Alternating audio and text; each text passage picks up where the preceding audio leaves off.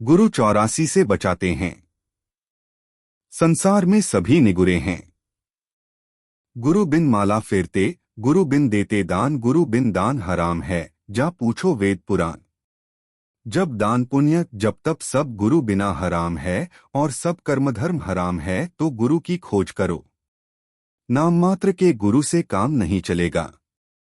सच्चे आत्मज्ञानी गुरु की जरूरत है।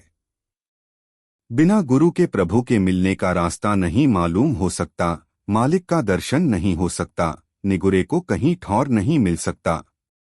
एक व्यक्ति था जिसने गुरु नहीं किया और सब काम बिना गुरु के ही करता था। एक बार उसने रास्ते में एक आदमी को 4 पैसे दिया। उसने उस पैसे का दुरुपयोग किया, पाप कमाया। जब मौत का समय आया, यमराज के दूतों ने पकड़ा तो उस आदमी ने कहा कि मैंने हमेशा सेवा किया, कभी पाप नहीं किया। उत्तर मिला, तुमने गुरु नहीं किया। बिना सोचे उस व्यक्ति को धन दिया। दान के पैसे को बुरे काम में उसने व्यय किया। उस दान का पाप सर पर चढ़ा। अब तुमको नर्क भोगना होगा, और उसे नर्क में डाल दिया। बहुधा लोग इस बात को नहीं जानते, इसीलिए उनको 84 भोगना पड़ता है। गुरु जहां ठीक समझते हैं दान दिलाते हैं। उससे गुरु भी प्रसन्न रहता है और दान देने वाला भी खुश रहता है। संसार में लाखों निगुरे हैं, वह नित्य मिलते हैं। महात्मा कम हैं और हम उनके पास पहुंचते भी नहीं, किंतु न पहुंचने में हानि है। और इसीलिए गुरु करना और सब काम गुरु की मर्जी से करने में गुरु को प्रसन्नता होती है, और वह 84 के रास्ते से बचाता है। सहजोबाई ने कहा है, हरि रूठे गुरु ठौर हैं, गुरु रूठे नहीं ठौर।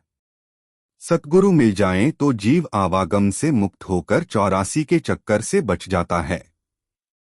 गुरु मिल जाएं तो परमात्मा की पूजा उपासना और उस तक पहुंचने का भेद मिल जाए।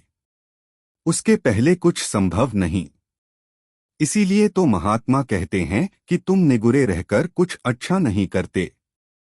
गुरु मूरत ही में तुम धारो। महात्मा बारंबार कहते हैं कि ऐ सुरत, तेरा काम गुरु बनाएंगे। उन्होंने ऊपर का रास्ता बता दिया है। अनहद शब्द और ध्वनि की पहचान भी बता दिया है। तुम उन महात्माओं के चर्यों में बैठो जिनको ऊपर जाने का रास्ता मालूम है, जो हर मंडल में जाते और सब स्थान के धनियों से मिलते हैं, और अनहद वाणी को सुनो। ऐसा करने से गुरु साथ खींचते जाएंगे। नाम गंगा के जल से पाप धुलेगा। दुनिया तो कर्मभ्रम के चक्कर में पागल हो गई है। तीर्थों में पाप उतारने की गर्ज से, त्रिवेणी में स्नान करके पुण्य लूटने के सवाल से उधर दौड़ते हैं, मगर इससे कुछ होने वाला नहीं। यह सब दुनिया वालों का ही काम है, इससे पाप नहीं उतर सकता। जब तक आप सदाचारी न हो, मालिक का भेद और उस तक पहुंचने का रास्ता न मालूम हो, तो आप 84 से बच नहीं सकते।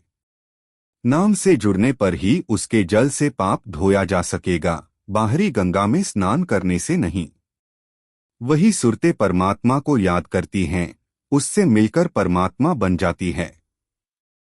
विषय का विष छोड़कर अमृत पियो। महात्मा कहते हैं कि सत्संग करो, सुरत को संभाल कर देखो। इंद्रियों के भोग विषय सब विष हैं। विष, जब विष में सचमुच कोई रस नहीं तो उसे छोड़कर अमृत पियो। ऐसे जो लोग अमृत छोड़कर विष पीते हैं, वह सदा अशांति की आग में जलते रहते हैं। परंतु अमृत पीने वालों की कभी अशांति नहीं, दुख नहीं, वह तो सदा प्रसन्न रहते हैं। मालिक का नाम घट में आते ही वह प्रसन्न हो जाते हैं। दोनों आंखों के बीच में मालिक के घाट पर बैठो, वहां रस है। दुनियादारों के साथ तो विष रस ही मिलेगा, उनके साथ कभी शांति और आनंद नहीं प्राप्त हो सकता। काल और माया का बाजार। प्यारी सुरत, तेरा घर अधर में है, तू घट में फंसी है। तेरा घर तो उस मालिक के पास है, जिसके प्रताप से अंडपिंड सब टिके हुए हैं, तू वहीं चल। यहाँ संसार में तेरा कुछ नहीं, यह तो काल और माया का बाजार है। जल्दी करो चढ़ो ऊपर को, राधा स्वामी धाम को। जल्दी करो सूरत को नाम में जोड़ो। सभी महात्मा यही समझाते हैं। जो महात्मा भूतकाल में आए, जो महात्मा वर्तमान काल में आए हैं और जो भविष्य में आएंगे, सभी ने यही समझाया है और आगे भी यही समझाएंगे। तुम कब पिया परमात्मा के पास जाओगी? घाट पर जमे रहो। प्रेमी जब गुरु के पास गया तो उन्होंने बताया कि गुरु तुम्हारा आकाश में खड़ा होकर आवाज दे रहा है कि तुम चले आओ। हम जब परमात्मा को भूलते हैं तो महात्मा हमको उसकी याद दिलाने के लिए आते हैं। वह तुमसे प्यार करते हैं, फिर भी तुम अपना काम नहीं बनाते। तुम अविश्वास और भ्रम के बोझ को उतार दो।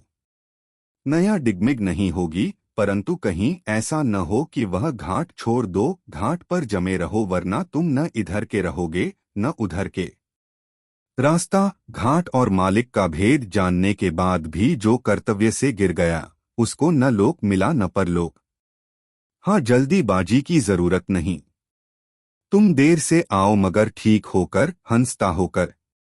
भीड़ भाड़ देखकर बिना सोचे विचारे आना ठीक नहीं। देर से सोच विचार कर आने में बुद्धिमानी है। जल्दी का काम शैतान का होता है, इसीलिए जल्दी करने की जरूरत नहीं। सुरत को संभालकर मन को एकाग्र कर सत्संग में बैठो। उपदेशों को मनन करो, इस पर गंभीरता से विचार करो। तभी तुम गगन में खुलकर खेलोगे और आनंद लोगे। इन शब्दों को सदा याद रखो, तभी तुम्हारा काम बनेगा।